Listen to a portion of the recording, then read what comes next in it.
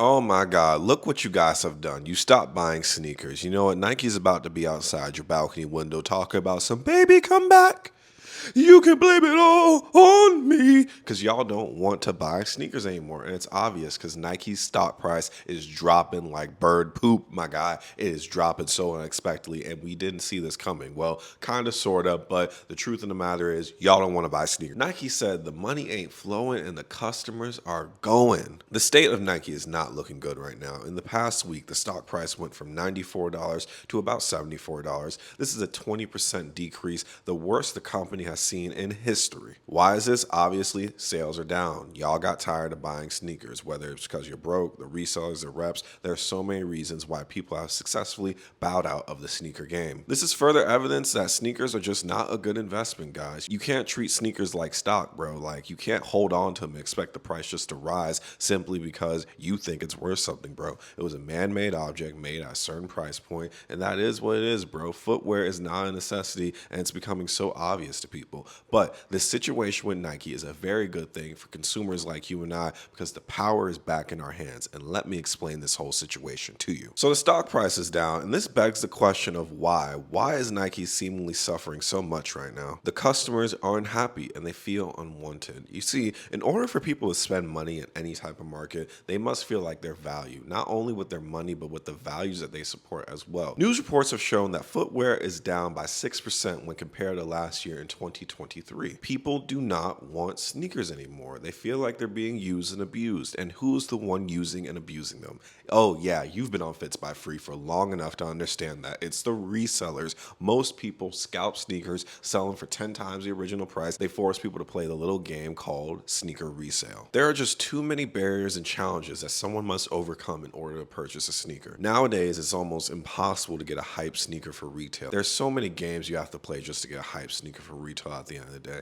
The apps may be broken, the bots may come and play, or your card may get rejected online, or the app may just crash and freeze as soon as you go out and buy the sneaker. There's so many things that happen in this digital era that make it so hard to go get sneakers. And nowadays, retailers in person get so few pairs that unless you live in a highly populated area, your chances of getting a sneaker at the store are so slim to none. People are just tired of paying an arm and a leg for a basic sneaker. There are so many more options nowadays, and honestly, the resellers are the number one person to blame for Nike's current failure. Shady resellers are the sole culprit of all this mayhem right now. And here's a little fact: never take advantage of the people you rely on. Any business model that is smart understands that a happy customer is the most powerful thing you can have. Not money, not stock, but a happy returning customer. And a lot of companies have forgot this nowadays, especially in this economic crisis that we're in right now. The more happy you can make someone, the better. You don't always have to make sure you match price points and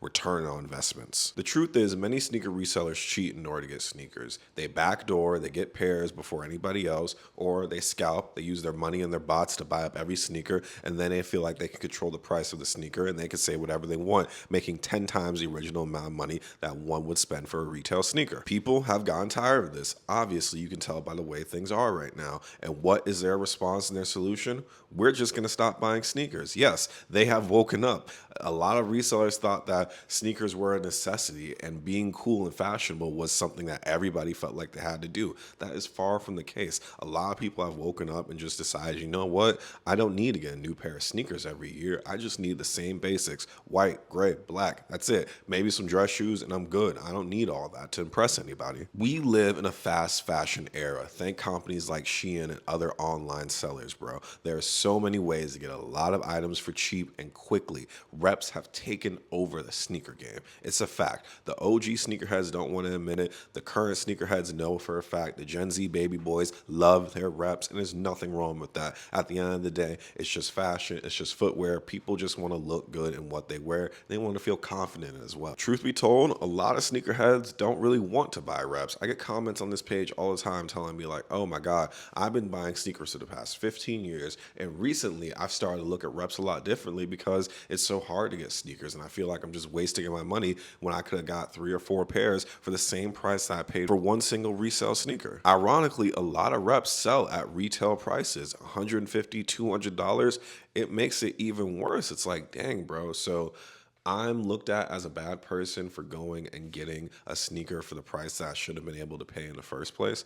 A lot of companies don't realize that this is a viable and fair option for a lot of people. You have to understand, since reps are becoming more acceptable, the resale is falling apart. And when resale falls apart, the Nike companies also fall apart because now resale prices go under retail. And in order for the companies to sell their sneakers, they have to go under retail as well, oftentimes taking a lot of product and profit cuts. And on top of everything I said, we're broke, fam. A lot of people are just focused on feeding themselves, making sure their kids are straight, making sure their car has enough oil and gas in it so they can get from point A to point B. They're not worried about sneakers, bro. Why would I have fancy sneakers to walk in when my car doesn't work and I can't drive? What do you expect me to do? Walk to the bus stop with a pair of Fragment One lows on? That is absurd. But do not worry. Nike has a plan to win you back. Yes, like I said, like a long gone distant lover, they want you back quicker than ever, and they're willing to do whatever for you. You know what I mean? That back massage that you always wanted, Nike's here to give it to you.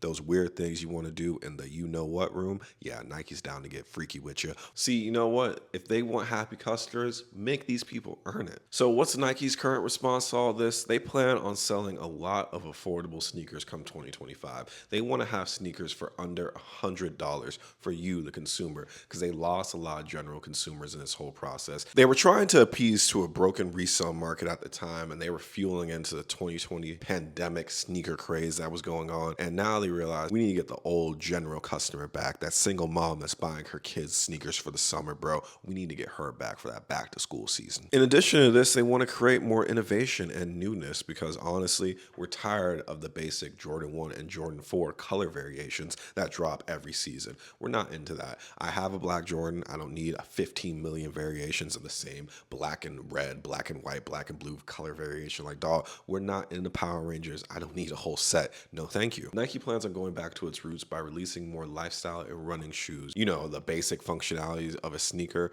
to be fashionable and comfortable. Yeah, they're going back to that. All in all, this is the best time to be a sneakerhead because Nike is listening. They want you back and expect a lot of heat to release in 2025. You already saw they're releasing a lot of grails like Wu-Tang Dunks. They got Tekken and Foamposite collabs coming. They want you back by any means necessary. I wouldn't be surprised they release some Air Yeezys in the next year or two because they need you back. But Nike, if you're watching this video, there's one thing I need you to keep in mind. You need to continue to make sneakers for people that are not sneakerhead. Most of the people who buy sneakers nowadays, and there are a lot of people who think they're sneakerheads and they're not sneakerheads, they just appreciate hype fashion.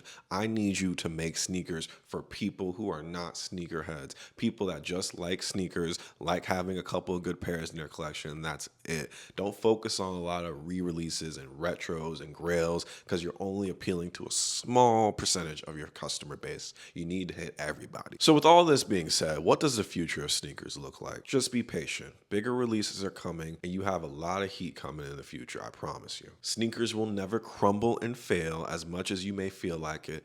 At the end of the day, people are always going to need shoes to put on their feet.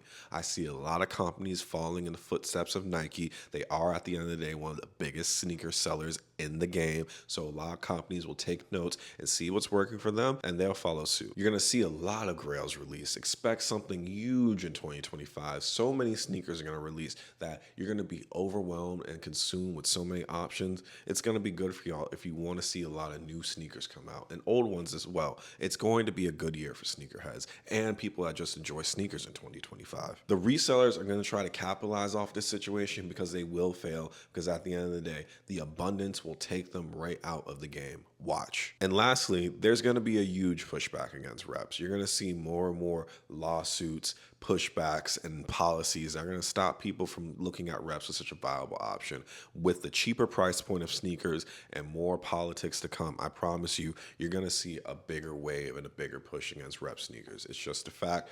I'm not saying reps are bad. Continue to do you. It's just what I see happening in the next year or two. And that's my whole point of this video. Just keep doing you. Don't stop being great. Buy sneakers however you wish to buy them, and just understand the pressure to do things a certain way is disappearing and dissipating very soon. I promise. Keep doing you.